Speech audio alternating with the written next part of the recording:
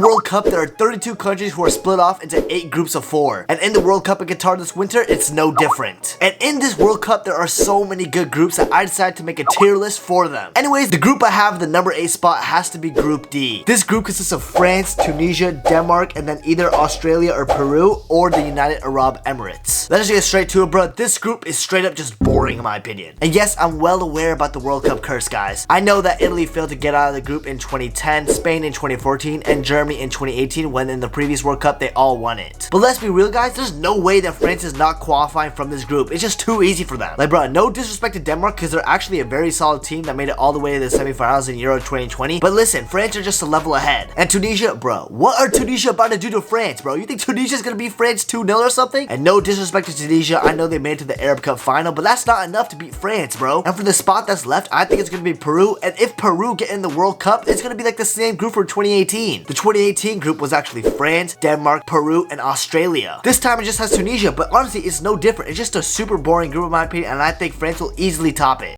So the one I have the number 7 spot is actually going to be Group G. This group consists of Brazil, Serbia, Switzerland, and Cameroon. And I know what you guys are thinking. Wait, this is actually such a good group. Brazil are automatic favorites for winning the World Cup, so they're always fire to watch. Switzerland have just upset France last summer in the Euros. They're definitely going to be an exciting team to watch. Serbia automatically qualified for the World Cup when they had a group with Portugal, which is pretty impressive. So Serbia are a pretty good team. And then Cameroon ended up knocking out Algeria in the World Cup qualifying for Africa. And they also got 3rd place in AFCON. So yeah, it's a pretty good group and I recognize that, but that's not the reason why I put it in the number 7 spot. The reason for that is because it's basically the same group for the World Cup in 2018. Last time it was Costa Rica instead of Cameroon, and Cameroon are probably a better team than them, but still, it's just the same group, bro. I didn't know I signed up to watch the World Cup in 2018 replay. I was here for a new World Cup, and instead I'm getting the same group all over again. That's why I put it at the number 7 spot.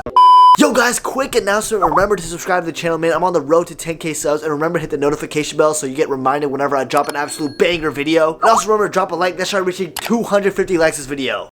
Then in the number 6 spot, we actually have Group A, which consists of Qatar, Ecuador, Senegal, and the Netherlands. This is a pretty underrated group, but it doesn't really spark the interest that much, you know what I'm saying? So although Qatar are the recent Asian champions and they're pretty underrated, and they also went to the Gold Cup and got all the way to the semifinals, they're not going to be, you know, going out of the group. However, they are the host nation of this tournament, and you know, host nations usually overperform the World Cup. Like Russia made it all the way in the quarterfinals when they hosted in 2018, Brazil went all the way to the semifinals, and even like South Korea went all the way to the semifinals in 2002. So yeah, don't underestimate Qatar. They are the host nation, and they're a pretty underrated team. And Ecuador is a very young team. In fact, they're the 2nd youngest team out of all the World Cup qualified teams except for USA. USA are actually the youngest. Let's go USA, baby. And then Senegal are the recent AFCON champions, and Sadio Mane is making a push for the Ballon d'Or as well. And then Netherlands, you know, even though they're extremely solid side and disappointed in the Euros, they got Van Dijk back, and they're always going to be a threat, man. They're one of the favorites from Europe in my opinion. Like, they're a pretty solid team as well. So yeah, although I think Netherlands and Senegal will probably be the ones going through, I don't think you should underestimate this group. I think this will be a great group to watch. The problem is, I think every other group that I haven't mentioned yet is just a better group than this, man. Like, I don't know what else to say. And then in the number 5 spot, we got Group C, which consists of Argentina, Mexico, Poland, and Saudi Arabia. I just don't think this group has enough competition. This group is definitely going to be entertaining because Mexico is always entertaining to watch, and Argentina, obviously, they're going to be really fun to watch as well because, you know, Messi's last World Cup. I'm trying to see the GOAT, you know what I'm saying? And as of right now, I'm actually going to be at the Argentina versus Saudi Arabia game, which is going to be really interesting because I can finally see the GOAT in person. But the other 2 teams just don't do it for me. Like, 2 exciting teams in Mexico and Argentina, but like Poland, like, I don't really see the appeal to them. Yes, they have Robert Lewandowski, but Poland always underperform in tournaments. Like, we saw them in the World Cup 2018, underperformed as hell, and they also did the same thing in the Euros as well. They underperformed again. And for Poland, like, if you shut down service of Lewandowski, you shut down Poland in my opinion. Like, they're not that exciting of a team to watch. And Saudi Arabia, I literally don't know much about them. I know they did good in the Asia qualifiers, but like, that's not enough for me. I think they're going to finish bottom of the group. Because of the lack of competition and the fact that I think Argentina and Mexico will easily qualify for the round of 16, I don't know how I can rate this any higher. And then in the number 4 spot, we got Group B, which could also be called the Group of War. In this group, we got England, USA, and Iran, and then one of either Ukraine, Scotland, or Wales. But let's stick to the 3 teams that have already qualified, which are USA, Iran, and England. The reason why this group is in the number 4 spot is because it could potentially start World War III. As we all probably know, USA and Iran have a lot of beef politically. Obviously, I have nothing against Iran, you know what I'm saying? I love the Iranian people, come on, bro. Let's go, Iran. But obviously, the governments do not like each other, and the military don't either. So yeah, this could potentially start World War III. And also, we all know that USA and England have a lot of beef beef. Like, come on. Like, this game between England and USA is about to be the Revolutionary War Part 2, bruh. We all know that England are still pissed about the World Cup in 2010 when Clinton Dempsey scored that goal and Robert Green let it in like an idiot, pretty much. And we topped the group with England in it. So England, don't get overconfident, because I've been seeing a lot of England fans recently on social media saying, oh, this group is gonna be so easy, we're gonna walk over the US. That's what you said in 2010, bro, and that didn't happen because the USA finished above you. So don't get too cocky, that's all I'm saying. I mean, I know the #1 spot is probably gonna be England. They're like too OP now. Like, come on, like, this is one of their best generations I've ever seen. Like, this is gonna be a great World Cup for England. But the fight for the second spot is gonna be really entertaining. USA are the youngest team in this World Cup, and their golden generation is here, and they have a lot of talented players in big clubs like Pulisic at Chelsea, McKennie at Juventus, Serginho Dest at FC Barcelona. Like, this is a great generation for US. But Iran, although they have some notable names like Taremi from FC Porto and Asmoon from Bayer Leverkusen, they don't have that many big players at big clubs. The thing about Iran though is they play really well as a team. They're very unit oriented, they do everything together as a team, and that's what I think the US are lacking. For me, the US are more talented, but they're not as good as a team, but Iran are less talented, but they're more good as a team. So that third matchup between US and Iran is going to be really entertaining. So there's a lot of political tension in this group, and not only that, there's a lot of storylines here. And that's why it's at the #4 spot for me. Alright, let's move on to the #3 spot, and I have Group E. Group E consists of Spain, Germany, Japan, and then we have either New Zealand or Costa Rica. Now, there's a huge elephant in the room, guys. I'm sure we all know it. Like, this group is literally World War II again, bro. Japan and Germany together? Like, bro, World War II happened and those two were together as well. There's a lot of political tension in this World Cup. I'll tell you that much. It's a little sus, I'm not gonna lie. But now, on a real note, this is gonna be a really good group. First of all, we have two top European dogs, Spain and Germany. Spain have a huge young generation coming up with the likes of Pedri and Javi. Like, seeing those two on the team would be very cool. And if Ansu Fati comes back from injury and Adama Traore is there too, like, this is a great young Spanish team, and I'm excited to see what they can do. And Germany as well seem really different compared to the Euros. In fact, they hired a new coach, Hansi Flick, and got rid of their old coach, Joachim Löw, and now they look like a different Germany from the one in the Euros. And Hansi Flick is an amazing coach. He won a lot of things at Bayern Munich, and I'm pretty sure he can try to replicate that in Germany. And they have young talent as well, especially the one leading the line, Kai Havertz. He's an absolute beast in my opinion. I'm a Liverpool fan, but Kai Havertz is a monster. So we already have two top European dogs in the same group, and then we have Japan, who are heavily underrated. Japan is one of the best Asian teams, and I'm pretty sure we all remember what happened in 2018. They almost upset Belgium. Like, bro, at one point in the game, they were 2-0 up. I thought they were going to do a masterclass. I thought they were going to win against Belgium. But yes, you know, Belgium had that comeback, and it was so sad to see because I really wanted Japan to go through and pull off this upset. It was going to be so cool. But yeah, it didn't happen. It wasn't meant to be, but Japan can upset another European powerhouse in this group. Do not be surprised if Germany or Spain do not get out of this group because of Japan, because they are heavily underrated, and they have some future stars, bro. Like, for example, Minamino from Liverpool, he is a beast, bro. Like, I know I'm a biased Liverpool fan, but come on, Minamino's a good player. And then Furuhashi from Celtic, he's also so good. And then the Japanese wonder kid, Taki Fusakubo, I really want to see him in this World Cup because I think he can pull off some crazy stuff. Now for the playoff spot, I think it's going to be Costa Rica. I don't see how it's not going to be Costa Rica in my opinion. And never write Costa Rica off, because in the 2014 World Cup, they were in a group with Uruguay, Italy, and England, and they managed to top the entire group. So don't be surprised if Costa Rica pulls off like another upset as well. Like, this can be a group of upsets.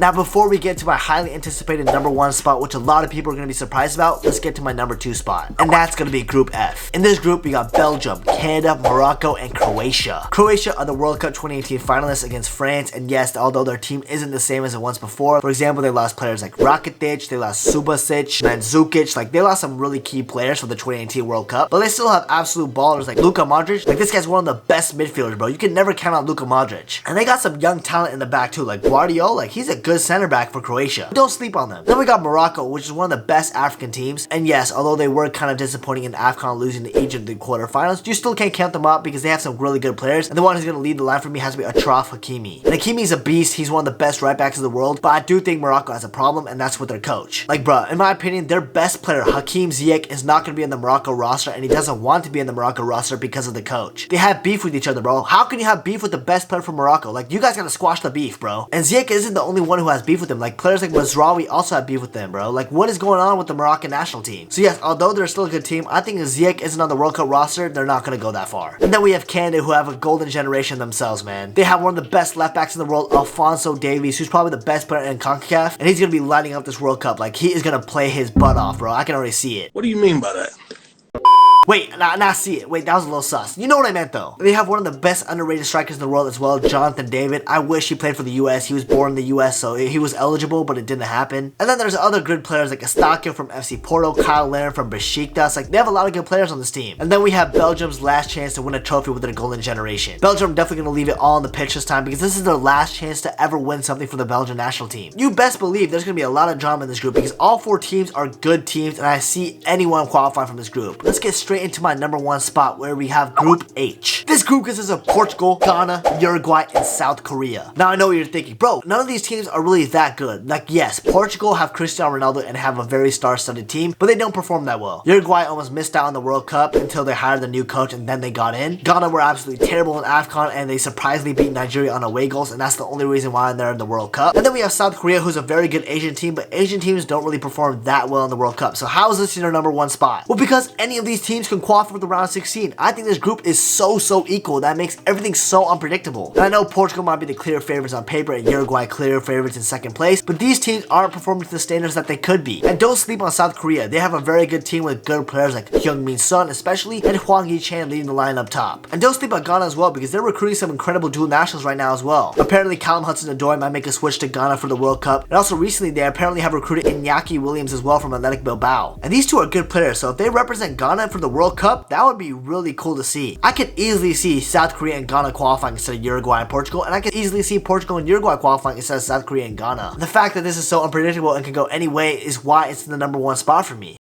Hey guys, it's Nabhuto. It's a day later after I recorded this clip. I was editing the video until I realized that 30 minutes into the video, my camera stopped recording. So present day me is here to finish up what I was gonna say. The fact that it's super diverse, there's one team from Asia, one team from Africa, one team from South America, and one team from Europe. Each team is from a different region of the world, and they're all good teams. It's not like one of them is a bad team, and that's why it's at the number 1 spot. But yeah, that's all I really wanted to say. Thank you guys so much for watching this video, and I'll see you guys in the next one, man. Peace.